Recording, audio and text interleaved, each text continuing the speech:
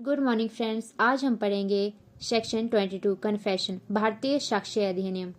क्या आप जानते हैं कि अगर कोई व्यक्ति डर, दबाव या लालच में आकर कोई कन्फेशन करता है तो वो कोर्ट में इररेलेवेंट हो सकता है।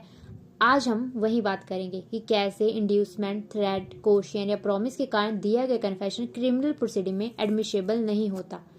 तो confession caused by inducement, threat, coercion और promise when irrelevant in criminal proceeding. तो भारतीय साक्ष्य अधिनियम के तहत अगर कोई आरोपी किसी कन्फेशन को इस डर से करता है कि उसे कोई फायदा मिलेगा या कोई नुकसान टल जाएगा और ये इंड्यूसमेंट, थ्रेट या कोशियन किसी अथॉरिटी वाले व्यक्ति से जैसे कि पुलिस से आया हो तो कोर्ट इसे इररेलेवेंट मान सकता है। मान लो एक व्यक्ति पर चोरी का आरोप लगा है, पुलिस इंस्पेक्टर उसे धमकी देता है कि अगर उसने चोरी कबूल नहीं की तो उसे फर्जी केस में फंसा देंगे, या फिर अगर वो कन्फेशन कर लेता है तो उसे हल्की सजा दी जाएगी। ऐसे में ए डर के कारण कन्फेशन करता है तो यह कोर्ट में एडमिशेबल नहीं होगा क्योंकि यह क्वेश्चन के कारण दिया गया था। अब कोर्ट देखेगी कि क्या आरोपी को कन्फेशन देने के लिए किसी तरह मजबूर तो नहीं किया गया। अगर ऐसा है तो कन्फेशन को इररेलेवेंट माना जाएगा क्योंकि यह वॉलेंट्री नहीं था। अब हम समझेंगे कि कब कन्फेशन इररेलेवेंट नहीं होगा। Provided further that if such A confession is otherwise relevant it does not become irrelevant.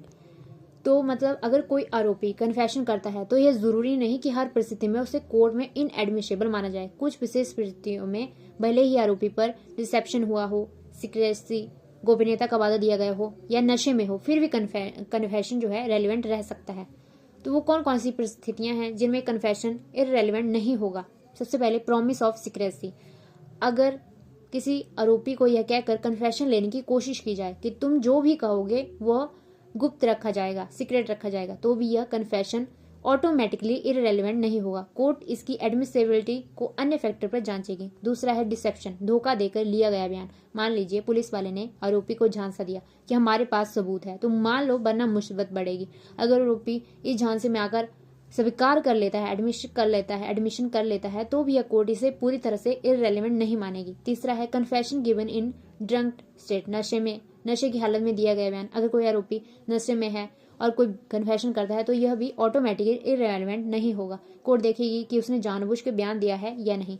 Fourth है answering question he need not have answered, ऐसे सवालों के जवाब देना जिनका जवाब देने की जरूरत नहीं है। अगर आरोपी ने पुलिस के सवालों के जवाब दिए जिन्हें वह देने के लिए बाध्य ही नहीं था, मतलब उसको फोर्स नहीं किया जा रहा था, तो भी कन्फेशन इररेलेवेंट नहीं होगा जब तक कि वह स्वेच्छा से दिया गया हो। अपनी इच्छा से उसने जवाब दे दिए जो क्वेश्चन उससे पूछे भी नहीं थे। नो वार्निंग गिवन, आरोपी को चेतावनी नहीं दी गई कि बयान उसके खिलाफ इस्तेमाल हो सकता है।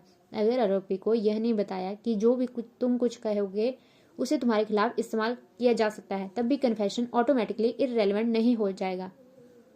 तो इसका मतलब है कि सिर्फ इस आधार पर कि आरोपी को धोखे में रखा गया, गोपनीयता का वादा दिया गया या नशे में था, कन्फेशन को इररेलेवेंट नहीं माना जाएगा। बल्कि कोर्ट यह देखेगा कि क्या कन्फेशन सच में दबाव, डर या लालच के कारण दिया गया था या नहीं। तो अगर आपको ये वीडियो अच्छी लगे तो लाइक, शेयर और मेरे चैनल को सब्सक्राइब जरूर करें।